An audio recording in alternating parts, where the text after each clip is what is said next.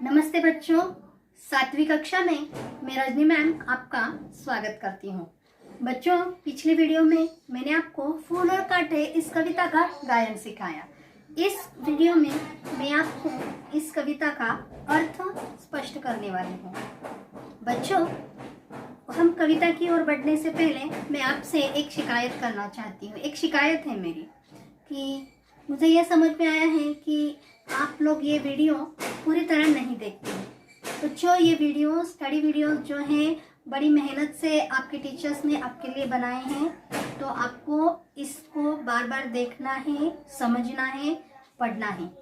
तो चलो, मुझे विश्वास है कि आप लोग अब इस वीडियो को पूरी तरह से देखेंगे और समझेंगे। तो चलो हम हमारी कविता की ओर बढ़े। बच्चों, हमको जो भी कविताएं पाठ देते हैं पढ़ने के लिए, वो सिर्फ पढ़ने के लिए नहीं होते हैं, वो सिर्फ परीक्षा में अच्छे मार्क्स लाने के लिए नहीं होते हैं। तो इस कविता से हमको कुछ बोध लेना होता है, कुछ सीख मिलती है, वो सीख हमको लेनी होती है और हमें अपना स्वभाव या हमें अपना जीवन चरित्र उससे अच्छा करना होता है। तो चलो हम अब इस कविता का अर्थ की ओर चलते हैं।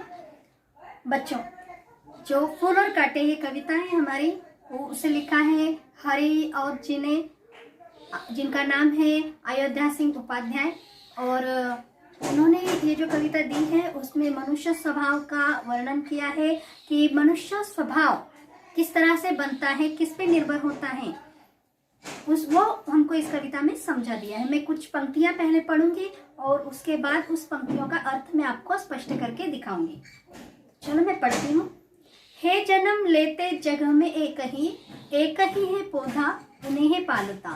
रात में उन पर चमकता चांद भी, एक ही सी रोशनी है डालता, एक ही सी चांदनी है डालता।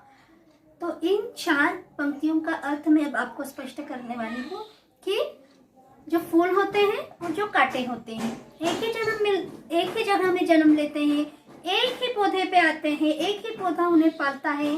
रात में जो चांद चमकता है वो एक सी ही चांदनी या एक सी ही रोशनी उन पर डालता है।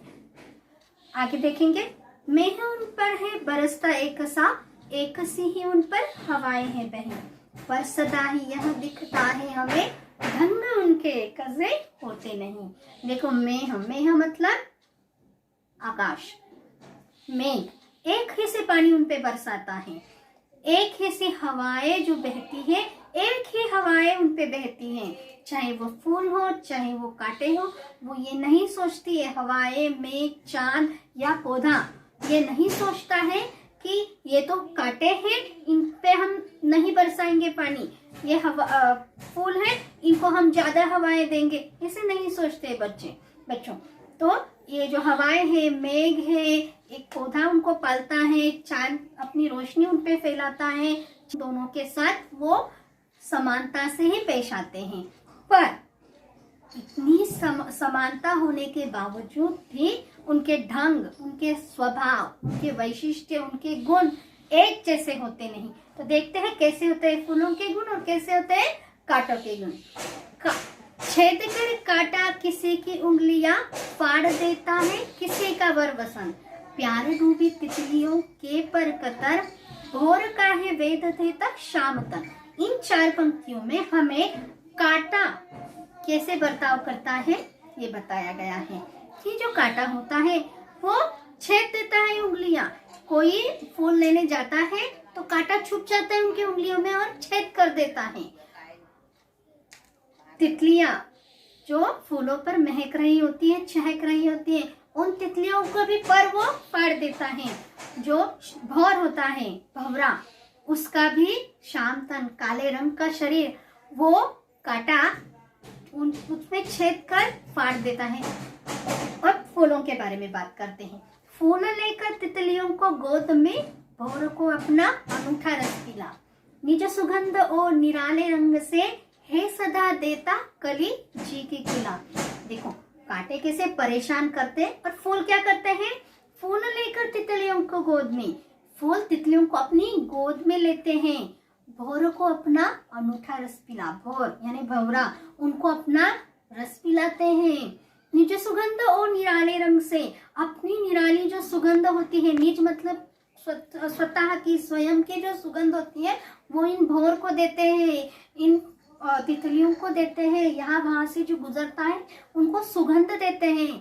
और इनकी सुगंध से, इनके अच्छी बर्ताव से, फूलों के अच्छी बर्ताव से जैसे हमारा जी खिल उठता है, हमें बहुत अच्छा लगता है। देखो बच्चों, फूल और कांटे एक ही पौधे पर आते हैं, पर कांटे जो है तकलीफ पहुंचाते हैं, फूल जो है वो दिल की कली खिला देते हैं। आगे बढ़ते हैं।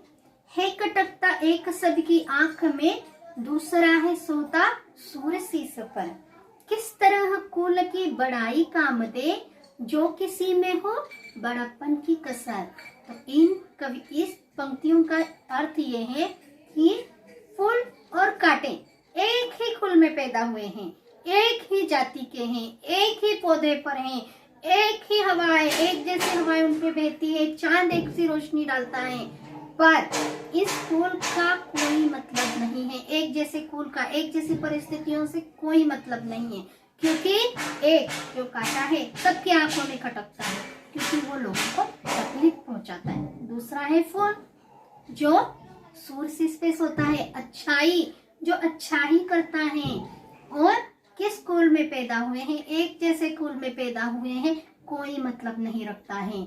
तो ये बड़प्पन जो है वो अपनी स्वभाव पे निर्भर करता है, हम जिस तरह से काम करते हैं, किस तरह से लोगों से पेश आते हैं, उस पे हम लोगों का बड़प्पन निर्भर करता है। तो अभी हमने इस कविता का अर्थ देखा है और फूल और कांटे इनका उदाहरण देके कवि ने हमको मनुष्य के स्वभाव के बारे में बताया है कि कुछ लोग फूलों के जैसे होते हैं, कुछ लोग कांटों के जैसे होते हैं। कुछ लोग मतलब फूल और कांटे स्वभाव के जो मनुष्य होते हैं तो उनको एक जैसे ही परिस्थिति प्राप्त होती है, एक जैसे ही मतलब उनको एक जैसी ही जीवन शैली मिलती है, पर फिर भी वो अपने स्वभाव को कुछ जन फूलों के जैसे महकाते हैं अच्छी काम करके, और कुछ जन कांटों के जैसे तकलीफ दे के, दूसरों को तकलीफ दे के अपना मतलब वो तकलीफ भरा स्वभाव अपना बनाते हैं। तो बच्चों आपको समझ में आया ही रहेगा कि हमको फूल बनना है या कांटे बनना है, क्योंकि फूलों के जैसा काम करोगे तो फूलों के जैसा महकोगे, अपने कर्म से, अच्छे अच्छे कामों से आपका चरित्र जो है फूलों के जैसे हो जाएगा, अच्छा हो जाएगा, आप बड़े हो जाओगे, बड़प्पन आप में बढ़ जाएगा।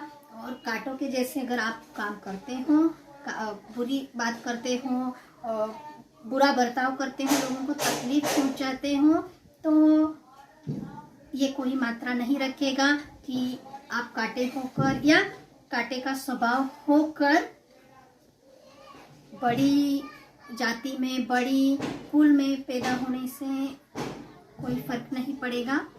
तो अगर आपको आपका चरित्र फूल जैसे महकाना है तो आपकी जाति, आपका कुल उच्च हो कम हो कोई फर्क नहीं पड़ेगा। आपको आपका बड़प्पन हमेशा हमेशा हमेशा अपनी कार्य से ही निश्चित करना है। धन्यवाद। It's homework time. आपको फूल और कांटे इस कविता का स्वाध्याय आपकी कॉपी में लिखना है और इस कविता को लर्न करना है।